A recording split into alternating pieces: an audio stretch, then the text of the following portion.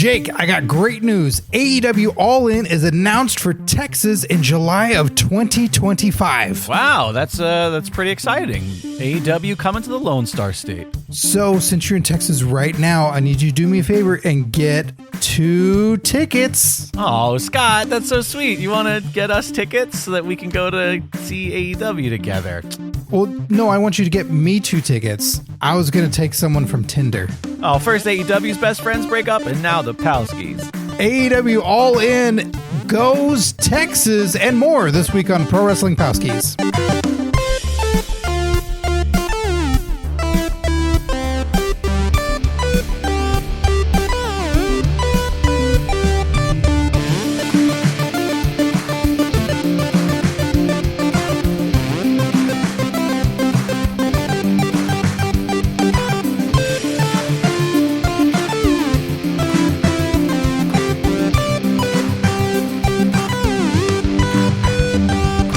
Hey, Scott Narver.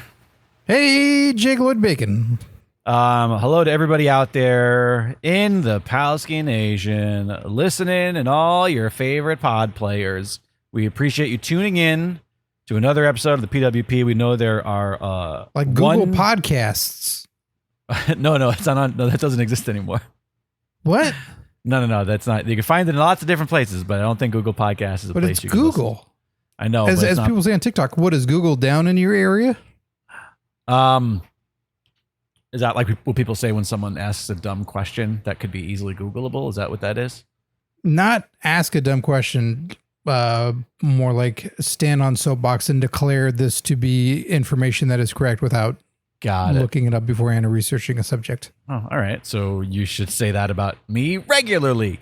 Anyways, I was going to say that there are approximately 17 million different wrestling podcasts for you to listen to. We appreciate with white guys.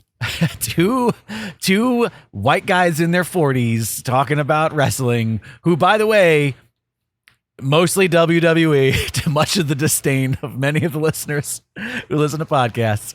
We know that you got plenty of options for douchebags like us. We appreciate you picking these douchebags. Settling for.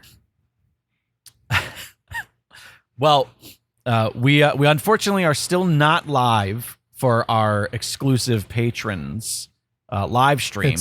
It's air conditioning or live streaming. That's the choice that Jake faces, and or electricity in general. We both choose air conditioning for Jake. Yeah, we're maybe the next time we'll give it a go, assuming we can get a couple in the bag. Maybe, I don't know. Just bear with us, but. Just because we're not live, it doesn't mean that we do not acknowledge her. Andrea Beeler, a.k.a. Pollen Hate, current PWP champ for the month of August. If you would like to challenge Andrea for that title and all the other Palskis, then you got to become a championship level patron over at patreon.com/PWPalskis. And we'll have the next Championship Battle Royal, the first episode of September. Andrea, I have not gotten a chance to send out your championship email yet. I do apologize, but I will do that later today, unless I forget. Because you chose air conditioning. I will do it another time. Anyways, we were off. We were dark last week. Once again, air conditioning, I guess.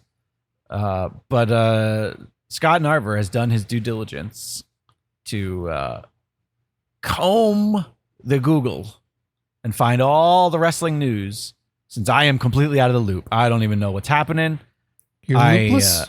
I'm completely loopless. I attempted to watch wrestling earlier, and then something came up, and I didn't.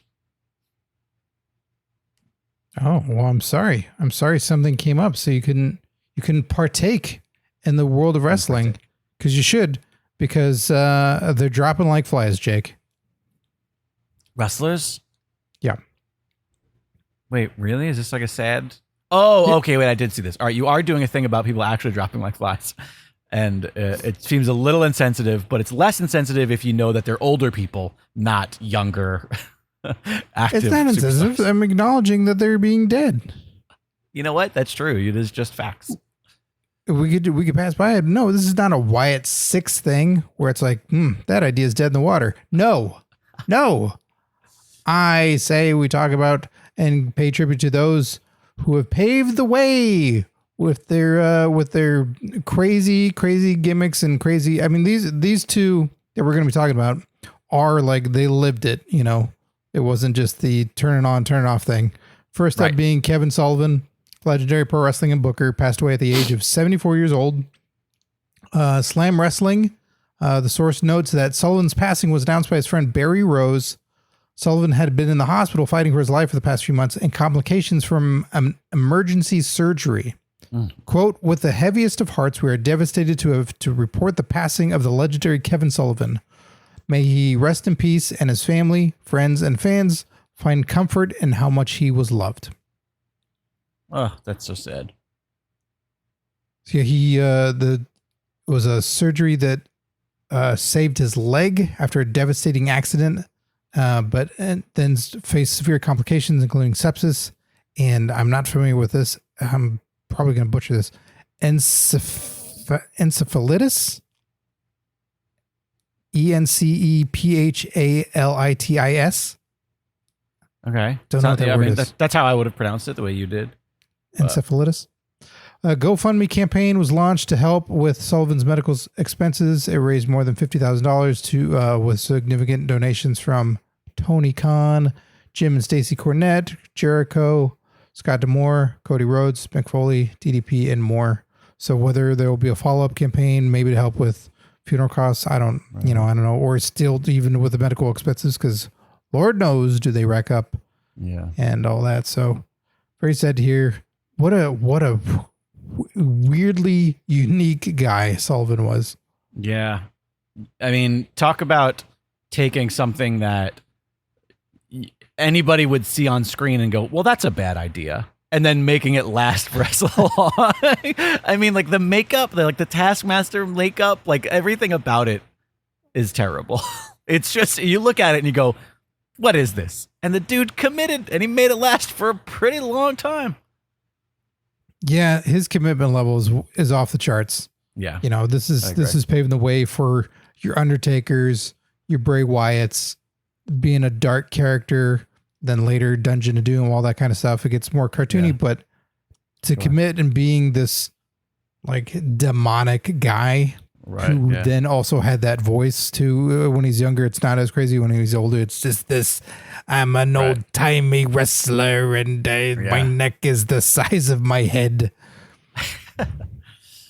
But also a booker forever, worked with everybody, did everything, came up with tons of ideas, and you know, just a legendary guy who contributed on and off screen for wrestling forever. And his gifts are appreciated, but he wasn't the only one. Also, WWE Hall of Famer Afa Anoa'i, never say that right. Anoa'i, right? I actually think Anoa'i. Anoa'i? Anoa'i, yeah. Oh, shit. Afa passed away at age 81. Man, didn't Sika just pass away? He passed away in June. Wow. So he had been battling for his life after entering hospice care. The death was announced by his family. Quote, it is with deepest regret that we announce the passing of Afa Anoa'i Sr. It was a peaceful transition and he was surrounded by loved ones. His son, Semu, wrote, please respect our privacy as we mourn our father.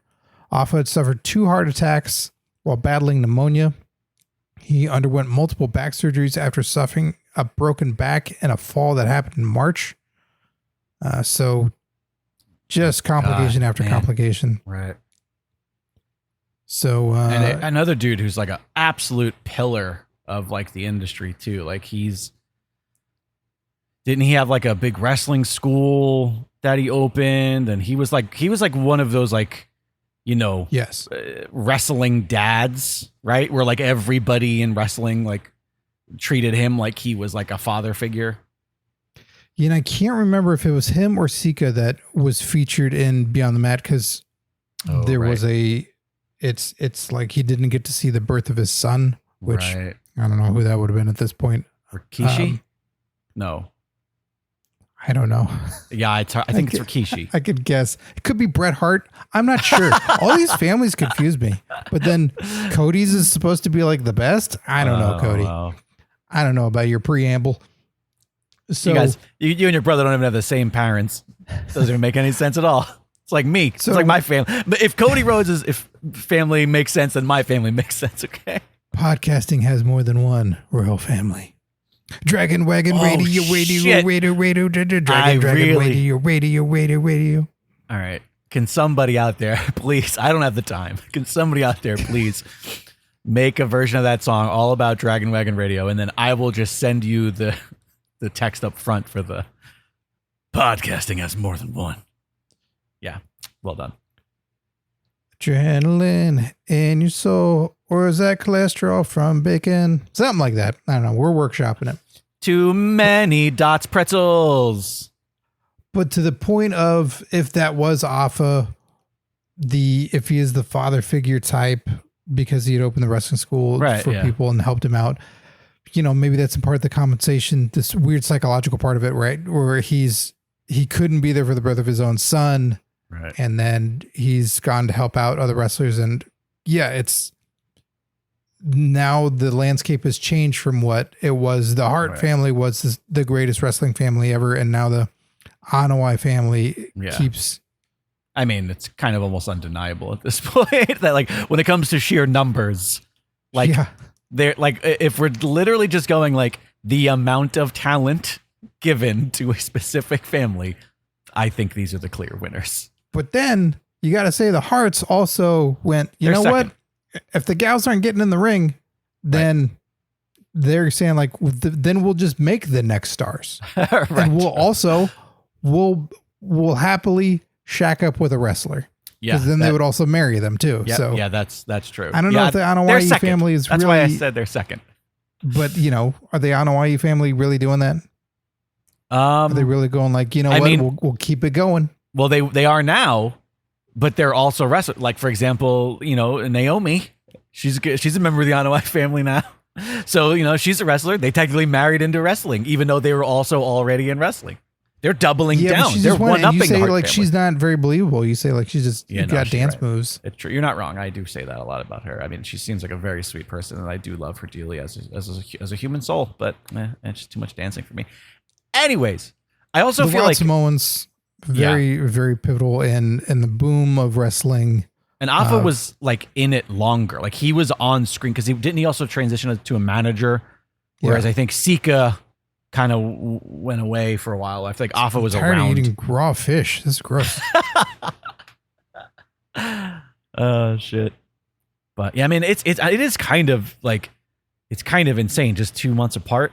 Like yeah, it's crazy. So, hopefully we'll see more tributes and more. Yeah, we didn't talk about this. Things added.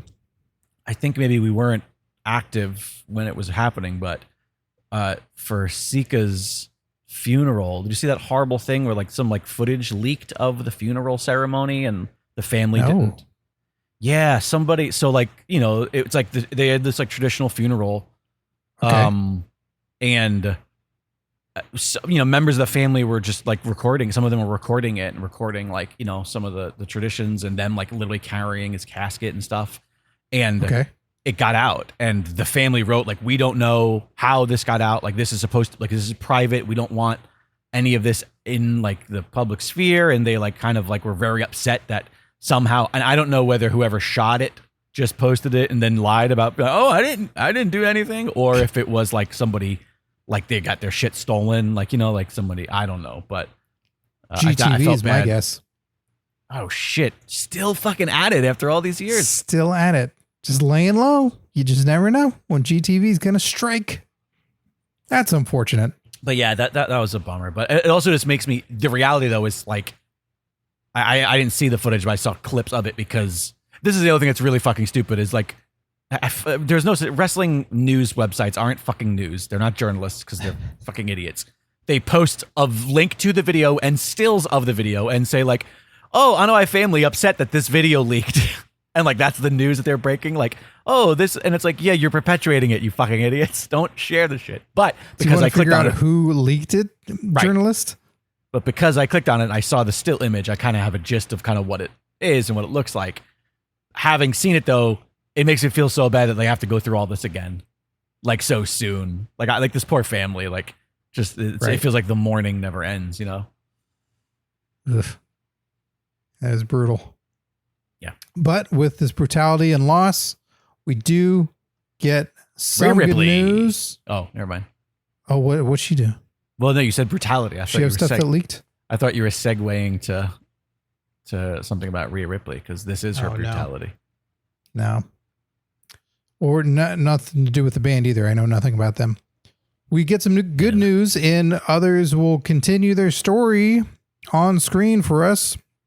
Chad Gable reveals WWE contract is extended for 3 years. Quote, I just resigned with the company for 3 more years to extend my relationship with a company that's done so much for me, afforded me the things that I never thought I would have been able to do, travel around the world and back 100 times, see things I never would have saw, meet people I never would have met, and just live a childhood dream, which so many people don't ever get to do. How could I not be grateful for that? To continue that relationship, I'm so excited. If you ask me, which no one did, I have 10 years left in me. I feel physically as good as I ever have, but to be hitting a peak I feel of my career at this point is awesome. So he says he's got 10 good years left, so you think we'll see him for another 25 years minimum? I certainly do. And we'll know him when he's an older guy, and he'll go under a gimmick change, and he'll be known as Chad Grayballs. Or he's gonna have gray balls. And he's gonna transition from shush to can you speak up? Loud. I can't hear you. You're gonna need to speak up. But he's not the only one. Randy Orton signs a 5-year deal with WWE. Shocking. I feel like Orton is a company man through and through. I know that there was a little bit of time there where he was like, he's talked about watching AEW and watching Ring of Honor and like, oh, I would love to work with this guy. I love to work with this guy. I think now he's learned, I'll just wait long enough and they'll come here and I'll work with them here. Well, yeah, and things settled it was back and forth there, like who had the more interesting show or what was more compelling and where the growth was. And I think it was a tough decision there for a little bit, but now it's just not. I am surprised by the 5-year part of it. Just because of his age, or just because age, how much longer, around, how much he's done, that the company's looking, going like, yeah, we'd like to have 5 more active years out of you. So, yeah, but does that for a guy that's he's been on since what 2000? Like, I'm trying to remember, like his debut. Yeah, so, I don't know. I wasn't watching around that time. The late aughts, it had to be the early. It had to be early 2000s. It had to be 2003 or 2 or somewhere in that range when I stopped watching. So with the exception of breaks for injury or the occasional time of like, I got to go to a kid thing or something like that. Right. Sure. It's just been on. Gone for half a year because of injury or gone for, But so we also don't know the fine details of that contract. It might literally be a 5-year deal with limited dates. It might be, for all we know, he's getting like a lowered appearances or sure, still 5 years. But, yeah. No, hey, he's bulked up to 290. Maybe that's what got him. They're like, well, we'll take you for 3. He's like, really? Look at me. Apparently he's eating Nutella like a madman. He's eating Nutella? Really? Is that a thing? Yeah. Where did that come out? Yeah, if you watch, what is that show? Cody's got this new show that's sponsored by what do you want to talk about? It's like your setup. It's Cody Rhodes is in there. Oh my God. Yeah, it's like a bus. He's in his bus. He's in his RV like we are right now. He's got some booze in a suit, and he says he stays cool because he doesn't move. You're already moving way too much. Oh, sorry. He says that's why he doesn't sweat. And Randy Orton's dressed like you in his Pat McAfee attire. And they're talking about stuff. He's talking about like he eats a bunch of Nutella and he wants a Nutella sponsorship. Make that happen. Brought to you by Nutella. I want to see Randy Orton in a Nutella commercial. Me too. And he also had said in that chat that they had that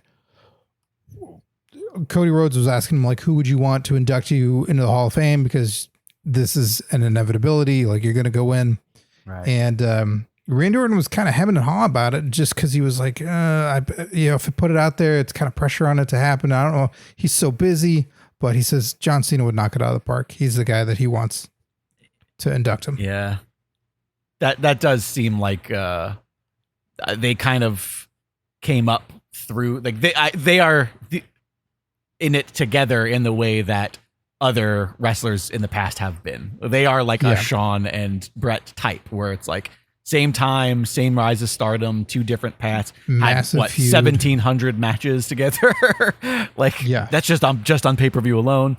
It got to the point where there were so many that we were sick of seeing it. That's how many times it happened. But yeah, that's a no-brainer. Although what I love about that answer is, that Cody only asked because he was fishing, because he was like, he wanted him to be the guy. Can you think of anyone that might have had something to do with your legacy? Somebody that's like, what if he talk said, and connect with people. Ted DiBiase Jr. Honestly, that would be great. Good for Ted. Yeah, but Cody's sitting right there. What more do you need? World champion, beautiful wife, beautiful kid, just top of the world. What a loser. It's undisputed is fucking in quotes, let's be honest. Yeah. But on the flip side of this, we have some people that are no longer with WWE. MVP's contract expired recently, and his profile has been moved to the alumni section of WWE, as well as Bobby Lashley's profile has been moved to the alumni section of WWE's website. His contract is expected that if it's not up by the end of this month, that it's very soon. So when they moved the website like that, it's like pretty telling that it looks like this is going to happen going forward. So whether they go somewhere and do something, but they're not the only ones. Keep them together wherever they go. Sign both of them, please. I don't disagree. They're so good together. I feel so bad for the Hurt. Here's the thing. I have enjoyed 90% of the Bloodline since its inception. Okay. I can enjoy that while still simultaneously feel so incredibly bad for the Hurt Business, because it's essentially should have been the Hurt Business. Like, obviously you don't have the story of the actual physical bloodline, like their family members and all that, but it's like big dominant faction who, has this one person at the center of it who's like the legacy kind of person, and you've got the talker, the advocate. Like, everything about this was like, hey, we're gonna, that thing that we failed to do during the pandemic, we're gonna do that now. It doesn't need to be one or the other. There's still plenty of other factions in WWE. You're 100% right. Going on. The Final Testament exists, and you look at that mashup and you go, sorry, what's everybody doing here now? Right. What? Akam and Razor do, like, you guys get along because there's some, I don't know. And then who else was I thinking of? Still technically got New Day. Yeah. Wyatt Six. Yeah, absolutely. The new Alpha, whatever it's called. American Made. And then the Gable Rejects. Right. Yeah, I mean, the Hurt Business no, right. Lash is gone. What am I talking about? Street Profits are on there. Yeah, the Hurt Business could have certainly fit in amongst that, though, where it's just right. These guys are wearing suits and they're class acts, and they're in to hurt you. But Beth Phoenix also confirms that she is no longer under WWE contract. So, do you think in that household of Adam Copeland and Beth Phoenix that both of them become ranchers? Is that a reference to something that's happening in AEW? I don't know. Yeah, because Adam Copeland is milking Tony Khan for all the money he's got. Is he on TV though? Is he around? No, he broke his leg. Oh, I did not know that. Doing a crazy dive off a cage at a pay-per-view. So he'll return with Beth Phoenix to AEW at some point, and everybody will care for 24 hours, and then nobody will care again. Technically, she's already there. She's the "You Think You Know Him." Oh, right. Beginning of a song. I saw a little viral video. I'm like, I sound like a 90-year-old man. I saw a video on the internet. Every video is a viral I saw a viral video. It's viral because I saw it. I can't, and now I have a itch in my crotch. Where she was talking about the Santino story. I think it was with that Chris Van Chick-fil-A guy.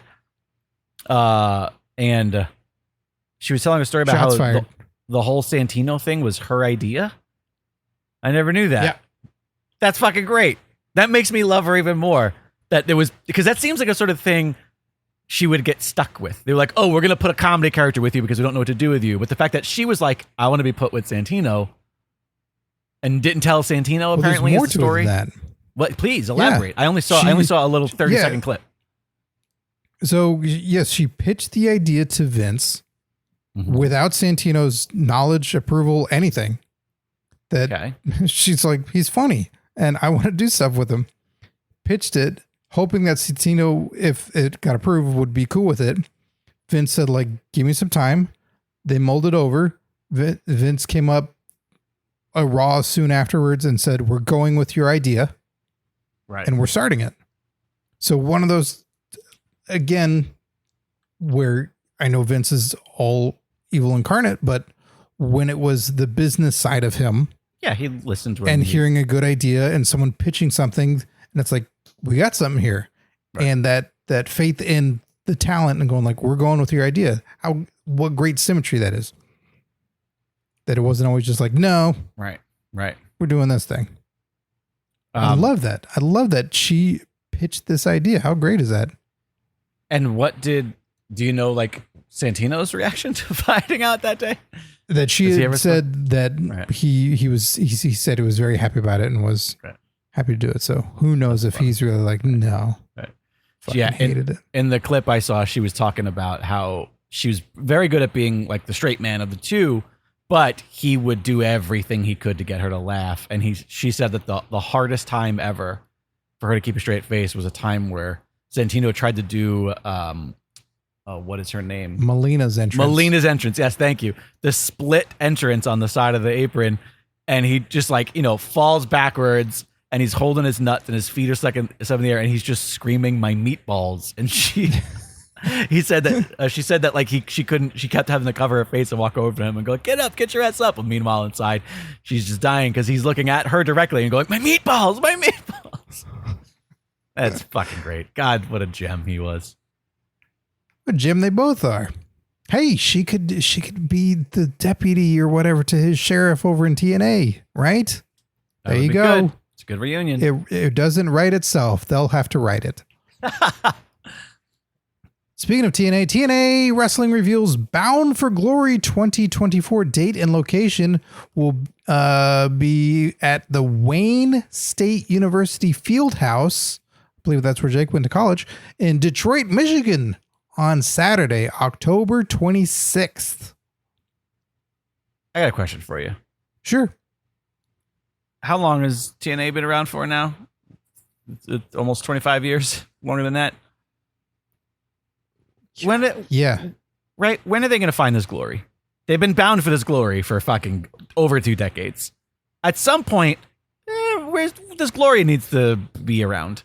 See, I look at the bound for glory part as the person that's bound for glory is the person that's booking the show. Oh, okay. They're bound for glory eventually, and I feel like a couple of them got it and they left, and then now somebody else is now bound for glory. Right. It's that not the talent, not the fans, or glory. Bound for glory. That's the people on the card. The idea is that like at some point, this place will let me go to WWE, and I'll get to WWE. Like, hey, I think Nick Nemeth is going to be on Bound for Glory, so he might someday. Right. He might be bound. His car's right. He'll be really bound for glory. That kid. Some of the matches should be on Rebound from Glory. That's any match with Frankie Kazarian in it. Yeah. Tickets for Bound for Glory will go on sale Friday, August 23rd at 10 a.m. Eastern Time, with a pre-sale for TNA Plus subscribers taking place the day prior, also at 10 a.m. Eastern. So if you're in the area and you want to check out Bound for Glory at Detroit, there you go. That's how you can get in there and do that. I'm sure it'll be a fun time to go see that show. So with that, that's not the only show that's being announced. AEW announces All In going to Texas in a stadium show in July of 2025. So All In is at Wembley on 2023 and this year 2024. And then it'll be at the Globe Life Field on Saturday, July 12th for 2025. And but Tony Khan has said, like, that's not it for London. Don't worry, there will be more. And has said that I don't think it's in stone, but that he is planning for All In to be in England in 2026. So they're taking a year off from England and going to Texas. Right. Okay. So, do you think this is because of Shane McMahon? He doesn't. Does Shane live in Texas and he doesn't want to travel? Is that the idea? Holy Lord, are you so out of the loop? Did we never talk about this or anything? Did you not see a little while back? Well, I saw that. Yeah, Shane McMahon met with TK and is going to be in AEW potentially. Yeah, SMTK having a cute meet cute. Cute meat. Cute meat. Cute meat is like it's when you eat an animal that's really cute. You feel bad. You're like, oh, this was cute. They had some veal. This was cute meat. Oh, yeah. They met up for some veal, chopped it down, had a couple of tears. JR said, "Get over it, man up." And then they're like, "Yeah, let's book a Texas show." So, what do you think about this? This is the breaking of records. We're going to sell more tickets than ever in Wembley in 2023. I don't know the status of the show for this year. Wait, it didn't happen yet this year?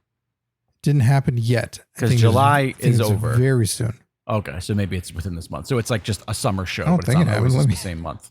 Let me find that out. I feel like there would have been a bunch of pictures and stuff. I know. I think Dan O'Brien is it's potentially his last match, yada yada. August 25th. It's coming. It's very soon. Oh, it's like next week. It's next weekend. Yeah, this upcoming weekend, I should say. Well, boy, if you thought you hated the posters before, ooh.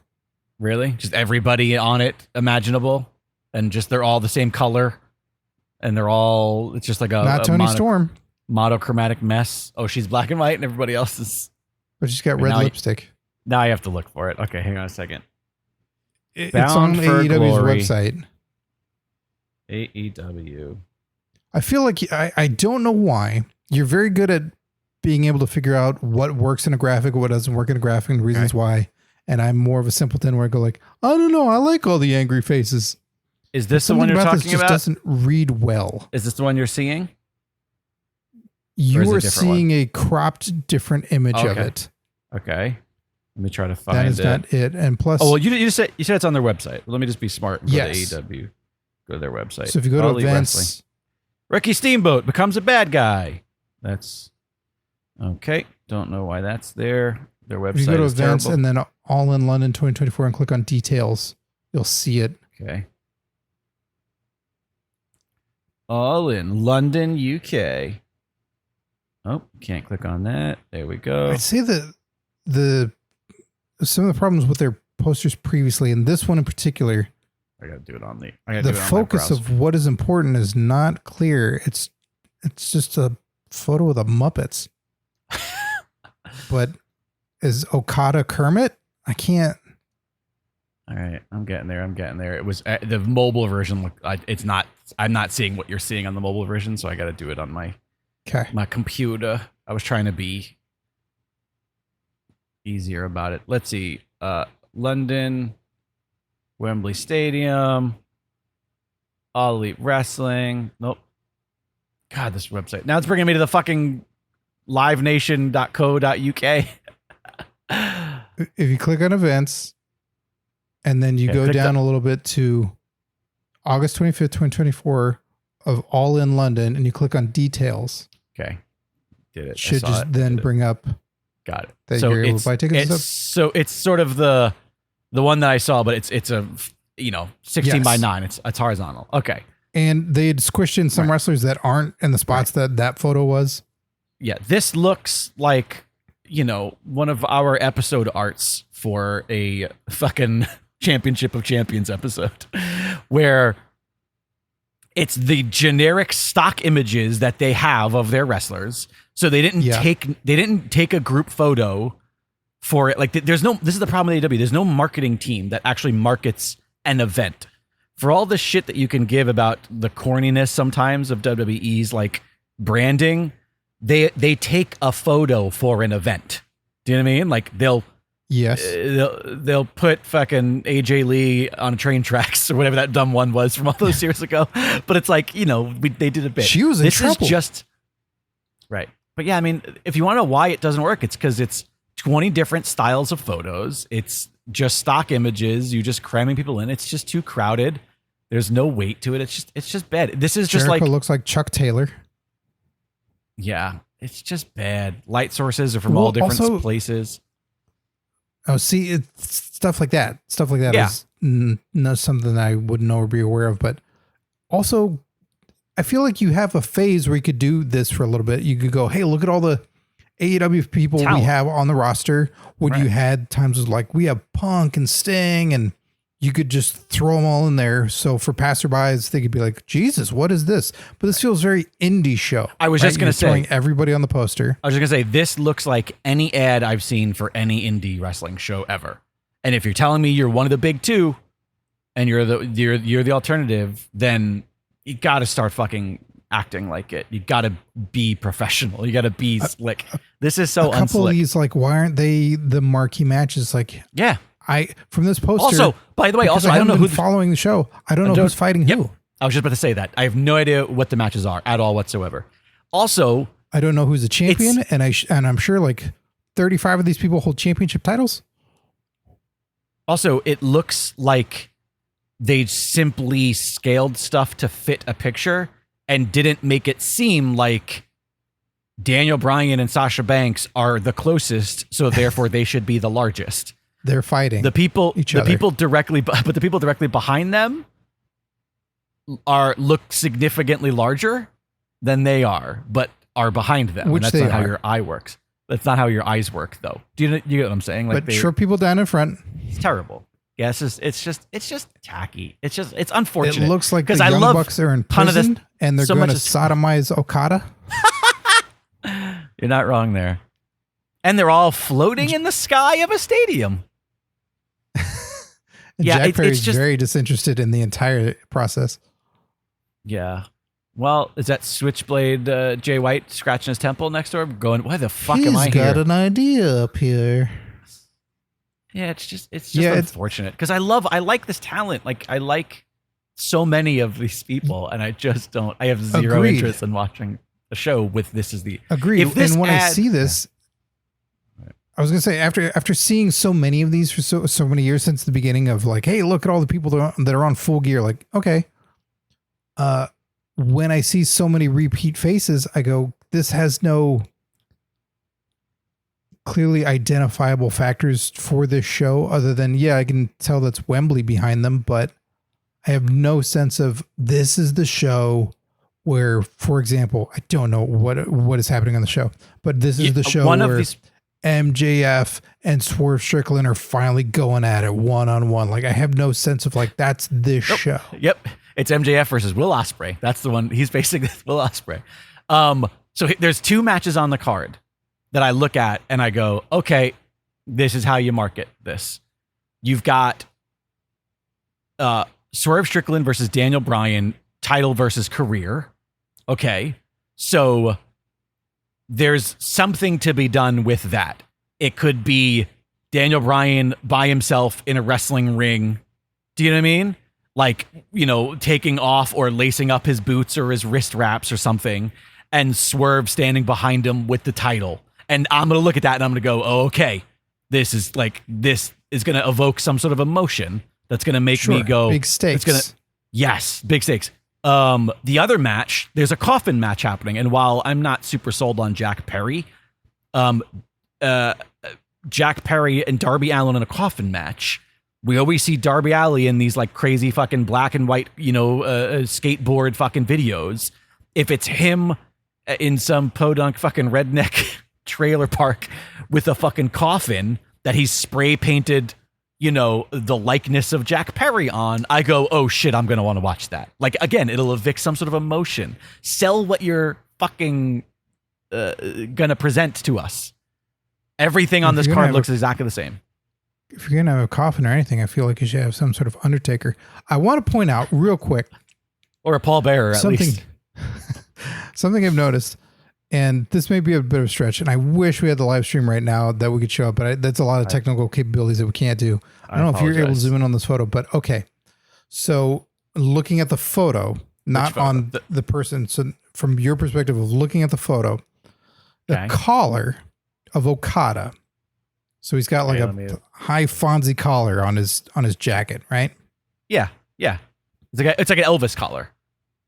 Yes. So when looking at the photo on the left side, so in between the A and the E of AEW, the wrinkling and the coloring of it, the top of it looks far more of a realistic Brock Lesnar dick sword tattoo of like there's a wrinkly dick like coming up in between. Okay, that's a very funny thing. Only your perverted little brain would just see a series of lines and find the dick inside of them. But there's a head, and then there's there's the rest of it. Do you see it? Like in between? Yeah, I see it. I see what you're talking about. It's underneath the fold of the collar. The tip of the fold creates the head of the penis. But Scott Narver, every time that we're together, you look up at the sky and you go, hey, that cloud looks like a dick. You're seeing dicks everywhere, bro. You're seeing dicks all the time. I think it's a problem. Steve Sears sees way more dicks and buttholes than I do. And he has given his gift onto me in the podcast form, in which I can go, look, there's a dick in there. There's the Sin Cara dick shirt has been replaced with the Okada dick collar. I see. And the irony is that if whoever is in fucking wardrobe when they're taking pictures would have fixed his goddamn collar, it would have done that. Because if you notice, his right, our left side of the collar is pulled way down forward, which is why one looks lower than the other, because nobody's come on, you're getting a photo taken. Somebody pay attention to the way somebody looks, for Christ's sakes. It made a dick. You accidentally shot a picture. They can't post this on Instagram. Okay, we should report this. See, that dick is there, and then Mercedes Moné's got her hand out like this, like, come on, I'm waiting for you. I'm going to be perfectly honest with you. Crop out that dick, put it sideways, and then put that Great Balls of Fire sign behind her again. As an Italian American, she's not allowed to do that. Okay, you can't do that hand position unless you're Italian. That's offensive. I find that highly offensive. And I like anybody also, that's a very good point, that who were to look at this and then see her and go, why does her ring on her hand say Moni? Moni talks. Moni? Moni talks. M-O-N-E. What's that? Yeah, it's really funny. Also, even though I haven't been watching, I can look at 99% of this. Well, let's see. 1, 2, 3, 4, 5, 6, 7, 8, 9, 10, 11, 12, 13, 14, 15, 16, 17. So it looks like there's 18 people, if I counted correctly just now. I could look at 17 18s of this and go, yeah, okay. And then there's also generic blonde woman wrestler all the way on the left. I have no idea who that is. I don't know who that is either. Because you can't see her gear, so there's no defining qualities other than her face. She just looks like she's a bottle blonde woman. It's Tiffany Stratton. It's Ty Conti. I don't know. It's Charlotte Flair. Yeah. I don't know who that is. I think people have a point. We're a little bit mean to AW on the show. No, I say all of this after the fact when everybody stopped listening and they got mad. I say all this I want it to be better. Same. I want it to be an alternative. And I want it to be like, yeah, we've seen this already and that was fine for a time. This can be better. If I'm noticing issues with it, like dicks in the collars, it can be better. Give a dick to everyone, please. But that's not all. That's not our top story. Our top story, I know we're probably running long. I'll be the first to say it. CM Punk gave an interview in which he had so many fun nuggets in which he had talked about that I feel like we got to address some of these here. Was it at some event where he was in a suit? Yes, he was part of the live episode of the Masked Man show during a Fanatics Fest that they've been advertising on WWE for feels like half the year. I have this came up in my YouTubes and I put it in my watch later playlist and I did not get to it, but I really did want to see this because it looked like it was a nice long chunk. It looked like it was a good sit down interview. And I always try to catch those with Punk because he's always very good on those when they're more than just like here's a 3-minute press thing. It was like watching the Goonies and sitting down with CM Chunk. And he shuffled out some goodness. So let's get to some of the topics here that were talked about. During the show, he was asked about possibly facing Stone Cold Steve Austin at WrestleMania 41 next year in Las Vegas. Punk responded with, "That would be up to Steven. It's not up to me because I think he had a pretty good return. Came back, main evented WrestleMania. At this point, his 6 shooters might be buried in the Nevada desert, but if he wants to dig them up, I'm your Huckleberry. Oh, I'm no Huckleberry. I'm your Huckleberry. Tamina. It should have happened 10 plus years ago, but if he wants to go to sleep, he can call me." I have a theory on this, and that is, in the grand scheme of things, no. It was fun. We all had a blast. Everything was good. But current WWE product, they're not really going to show a lot of replays of that little last moment because it's all Vince McMahon. And I could see them wanting an advertising ability, you know what I mean? Like a marketing shit with him that's not around Vince. And I get it. Like he faced KO and there's plenty of footage, I'm sure, which is him and KO fucking trying to stun each other. And that's great. But like, yeah, and I think that's mostly the big moment. Sure. The big moment with everybody going ape shit and him smiling is him with that god awful stunner to fucking Kennedy McMahon there. And so I could see them being like, yeah, we do want him to come back, but I don't want it. There was also an interview with Austin that he said appearing at WrestleMania 40 was very close to happening, but it didn't. And I think it mostly came down to what he acknowledges. I'm sure it's always a money issue, but the family, him and his wife were doing something and couldn't make it to Philly at the time. Right. But, yeah, that was supposed to be that's why Taker was there, right? Isn't that what everybody keeps saying? That it was supposed to be Austin, but Taker was like in the building, and they're like, "Hey, you want to go in? You want to? We'll cut the lights if you want to go crawl into the ring for an hour."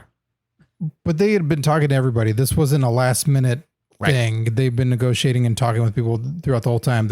Everybody treats it as though, like on the day, they go, "You know what we should do?" Sure. Punk was also asked about him being having the locker room cancer label, and he had talked about that, saying, quote, "I think I'm greatly misunderstood. I always love the fans. I'm very vocal about the bad ones, though. So I think those are the stories that people tend to harp on.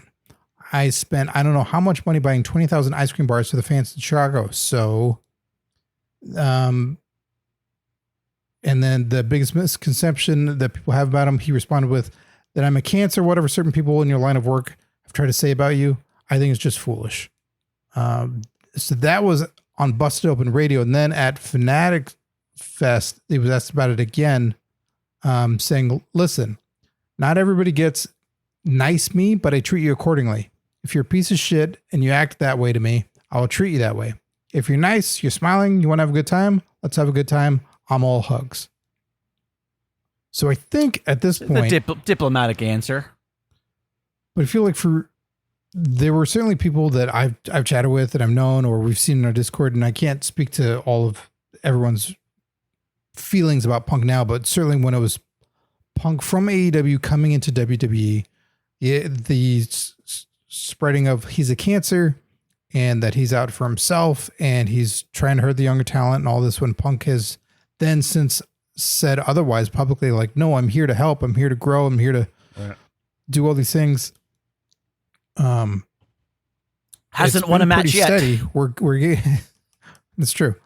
No, he has. He beat Dom twice. In the house shows. Right, sure. Yeah, the house shows, right. It seems like pretty consistent behavior if you did see and hear the people that he had great interactions with in AEW continue over, like a Jade Cargill, like a Darby Allin and such. That feels like his behavior for almost a year now has been pretty consistent, and the shit stirring was from those other people in AEW, and that Punk is overall a seemingly good egg in the world of wrestling. And also, like, to his point, is come at him acting like an asshole, and he's probably going to be an asshole. I could also see Punk being really fucking annoying. I picture, like, I could see his personality type, right? And the reality is that one of the reasons maybe that he's not, quote, a cancer in the WWE locker room is because everybody's happy that he's there, because they understand, and he's, you know what I mean? He entered an area where they actively were like, we don't fucking want you here. And everybody had like a issue with him. Of course he's a problem. He was treated like shit from everybody, and everybody had a chip on their shoulder about him. Well, so the people that don't understand, like, oh, he's an asset and he can help us make money. Right, 100%. If you don't like him as a person, whatever, it doesn't matter. Like, then stay away from him. But ultimately, he's going to help raise the equity of everything. But I think the thing that, like, is kind of an unavoidable, and I know there's people online who just hate Punk, and they just like, oh, it's all PR, it's all bullshit. But like, how many videos and clips and little moments have we caught of like the people in NXT who Punk like walks up to them in the locker room and says like, great, and like they all break character immediately, and they all love the guy, and he's such, the young talent really fucking loves this dude. Like that is, and this, in my opinion, undeniable. That there was no footage of, but people talked about in AEW. Jade Cargill talked about how great he was there.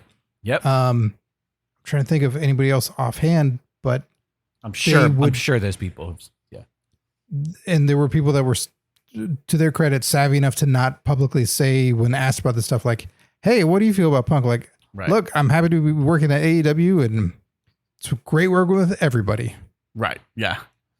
But that, you know, I don't know. I don't get the hate still for Punk, but the two more talking points that I think need to be talked about that were pretty great. Punk also spoke about the changes he has seen in WWE since returning. He said, quote, what I think is now in place is a system and management that understands burnout. The talent, again, is so rich that if Cody needs a show off, he can take that day off. If I need a day off, I can take that day off. I'm still flabbergasted. There's a tab on the WWE app that you can click and you can request days off. Brother, it still blows my mind. It's a brave new world. To hear that is amazing. That's crazy. So in their like company app that they have, their like, you know, in-house management app, they get a totally different Peacock app than everybody else. They still have the WWE network, the actual WWE network. They have chapter marks and a search bar. You could search just for any wrestler. It's lucky fucking bastards. And that Duck movie, was it Migration? They got access to it like way before anybody else. Oh, Kumail Nanjiani is such a talent. Yeah. So, this is sort of kind of par for the course of, you know, I don't know if this wasn't in your news, but we didn't talk about Jesse Ventura. Like, I think that it really is an unrecognizable workspace from the outside, knowing no finer details, but like it feels that way. It really feels that way, just based on the fact that people were so diplomatic about when it was bad, right? People would find all the excuses, and they'd be like, well, it's, you know, this is the job, blah, blah, blah. This is what you do. Maven on his fucking YouTube channel when he talks. Like, that's all you knew. Right. So everybody was always so brutal, diplomatic. But that's what wrestling is. Yep. They never said that it was good. They always just said, oh, this is the way it is. But now people are like touting how actually enjoyable their jobs are. Not, oh and man, it's seen really it from tough. the other side. Yeah, right. So if you were to ask maybe like a Nikita Lyons, like, how is it? Like, I don't know, it's fine. I don't know it any other way. Right. But Drew McIntyre, CM Punk. Right. guys that have come and gone. Cody. I mean, Yep. like, yeah. Even fucking Rock, I'm sure, even though he's a boss figure now, like he still probably comes back and goes like, wow, These idiots pay me way more money than they did before. I love this place. Also, it's way easier on everybody. Yeah, it's nice to hear that even though it's certainly not perfect, there's still independent contractors. There's no retirement. Man. You hear stories even from AEW, like the good sides, and from McMahon. There are times when there are certain guys and gals that something medically happens and they're totally covered. Yeah. And they get paid for. The circumstances of when and why that happens, I don't know. And the kind of sad irony of it all is that I think because the conditions, at least on the WWE side, seem to be so much better. And this isn't to say that things aren't good across many companies and that TNA isn't doing better and that AEW isn't doing better and that every wrestlers are just getting treated better. The sad irony is that it's because they're getting treated better that I bet you a wrestling union is being pushed even further and further down the line, because now they have it's easier for them to union bust, which is awful and evil and shitty, but they can be like, well, we understand, but also we do now pay you for this and we are giving you this and it is that and we get it, and like it's going to be easier to brainwash but still get your own cars and travel and like fuck. Yeah. I don't know. The fact that Jesse Ventura like went to a WWE event. Did you see the footage of him? I did see that. I certainly did. I tuned into Raw immediately, hoping that there was going to be a whole lot more. But wait, was he on Raw? They showed the backstage footage of him quote unquote, arriving to the building and Triple H being there with the camera and everything.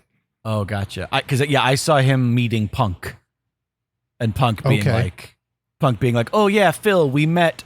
Blah blah blah, and he went and Ventura kind of goes, oh yeah, I know, and like catching, and then like took a little picture, and it was just like a fun little moment. Not a clue. Let me tell you, brother.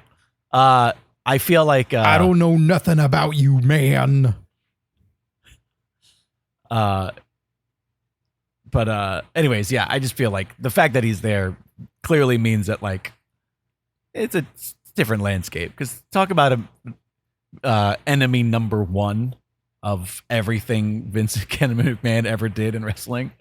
That's the fucking guy. When he talked about it openly, Ventura wouldn't get calls from Vince because he knew that he had to pay Jesse, because Jesse was the advocate of residuals. Jesse was the advocate of, I always fuck it up, of like, is it Blaustein or Bloom? One is the director behind the mat, one is the agent. I always forget which one's which. That it was Jesse's the first guy with the Hollywood agent to go like, hey, no, you need to keep getting paid for these things. And if you show up on stuff, if you're on tapes, if they're monetizing off you forever, you need to do it. So if he ever gets a call to show up on TV again, that means more money for Jesse. So he says, Vince, just stop calling me. And that's all that was. So whether Triple H is like, yeah, we can pay Jesse some money and it's fine, we don't give a shit, I don't know. But I'd love to see him back, especially shortly after the RNC with Hogan. So then he can start spouting off about Hogan again on the news. Listen, the dude has his problems, Ventura. Okay, when it comes to politics, he's a lot more libertarian for my tastes, and he's just there's some things about him that are less than desirable because he's a little loony. But he certainly stepped in and did great things for Minnesota. Well, yes, and did you hear his response about the RNC or at the DNC? Somebody asked him like, "Oh, the DNC." Yes, because I think that's happening tonight. This week. It's this week. So somebody asked him in an interview, "Oh, since Hogan showed up at the RNC, do you think you're going to get a call? Do you think that they'll call you because he was previously a fucking weird RFK Jr. backer, but he's now fully endorsed buddies and shit. Yeah, Harris, but he's endorsed Harris and Walls now, and he's and his response was fucking so surprising, but also like very refreshing, especially for a guy whose entire life is, a fucking being this like anti-government dude. His response was like, and I'm butchering this, I'm paraphrasing. This is just like a rough idea of what he said. It was pretty much like, I would hate that they called me just because I'm a wrestler and Hogan is a wrestler. I've been a politician and a soldier and all these things for a lot longer time than I was ever a wrestler. Yeah. Like, and he talked all about his service. He talked all about his politics. He talked all about his time as, as governor and all this stuff. And he said also, I would much rather than actually have people who are pushing forward, a message for America and for their plan. And it would be silly of me. Like, he essentially was like, what the fuck should I be doing there? And I was so impressed by that. And it was so refreshing because, at a different point in time, I don't know that would have been the response for even if they asked him to show up at the RNC, but anyways, I gained a lot of respect a little bit more respect than I had for him, at least for Jesse Ventura as of recent political happenings. I've always liked him, even though while I may not always agree with someone's politics, it's nice to hear someone who can have a conversation if they have a point of view, they can share a point of view and talk about it back and forth. I feel like he is one of those people that certainly never always going to agree, but I like the perspective. I like it's a well thought out perspective and it's engaging and he can talk about it with people. Yes, he's weird and can still be argumentative and stuff, but at the end of the day, that dude's far more collaborative than most and has great insight and has lived way crazier lives and done way crazier things than I could ever imagine. And what that guy's put in and given is cool. And to hear them say I'm basically saying it's not important for me to talk at that juncture. Like that's not my spotlight, not my time. You can ask for my time here. Cool. But no, that's not about me. Well, anyways, one last Punk thing. Yeah. Oh, I love him. We got more Punk. I love more Punk. So he was pressed to say one nice thing about his rival, Drew McIntyre. Punk responded with, he's the fourth best wrestler to ever wear a kilt. Roddy Piper, the Highlanders, and Drew McIntyre. That is a fantastic response. The fourth best wrestler to ever wear a kilt. Oh, well done. Shout out to the Highlanders. That's really fun. I like They're getting booked left and right now, I'm sure. They're going to be at TNA Bound for Glory. All good stuff. Yeah, I'm gonna have to watch that again. It's been in my watch later. I'm excited about checking that out when I can. Maybe post a link to it in the Discord if you can, Mr. Scott Narber. That way everybody has a link to it. If you're listening to this program and you're not in the Discord, you're doing something wrong. Get in there. It is a completely free online community. If you don't know what Discord is, it's just a message board essentially. It's very easy to use. You can find the link. Use it. Yeah. And he's a fucking idiot who sees dicks everywhere. If you head on over to pwpalskis.com, you're going to be seeing him soon in the Discord, the Discord. Oh no! Oh no! That's all right. I like a dick every. I know how to screen grab now. Look out! Yes, there you have it. The Discord's completely free. Please consider joining. It's a really fun community. It's honestly, I love the Discord during live events, during pay-per-views and Raws and SmackDowns. Even if I'm not watching them actively, seeing people post about what's happening in real time, it's really fun. It's literally just watching wrestling with your friends. And, sometimes there's fun bickering and, people like this person over this person. And sometimes we're all just communally loving something or shitting on something for very bad pro wrestling or writing or whatever. But it's a real, real fun place to be. Please consider becoming a member of the Discord. Also, if you haven't already, head on over to patreon.com/pwpalskis. That is the best way to support this program. We need your support now more than ever to keep us going through this very hot summer into the resettling into LA. We got a lot of stuff coming up, Scott. We got to build the Dragon's Den 3.0. We got to build a whole new space there. Yeah, 3.0. No 0.5s? No, we skip those. We go straight. 0.5 is like when I put paint on the walls. That's like, oh, now it's like, this is a whole new building. Got to be a whole new place. So yeah, please consider showing your support. There is so much material over on the Patreon between the watch along series, which has been going on for years now, which there's also video versions of for a lot of them now. We've been doing the video versions for quite a few months. There is pre-shows, countless pre-shows, hours and hours and hours of pre-shows available. There are other limited series that are there, like the Hair Hall of Fame, the original WWE Encyclopedia. There's a ton. I mean, and a lot of this stuff is evergreen, so it's not just like old shit. It's actual like conversations, not too dissimilar to like the ones that Scott and I have every week. And so much material. Not to mention, we don't often talk about this, but not only do you get access to the Patreon exclusive live stream of the episodes in real time, but those then just live forever on the Patreon. So if there's just old episodes of the main show that you missed or that you heard us talk about in the audio and we were talking about something visual, you can go back and watch. Like, it's got to be what? How long have we been doing that now? 17 years. 2 years, 3 years, 17 years. There's got to be a minimum of at least 100 video versions of the podcast over on the Patreon. So that stuff is also there, and it's just there waiting for your eyeballs. You can access all of that and so much more, including access into the monthly championship Palski Battle Royal. All of that at patreon.com/PWPalskis. Scott and Arver, we have to thank our current Patreon Palskis. Yes, the only show that hands out retribution names as well as maximum male model names. Why?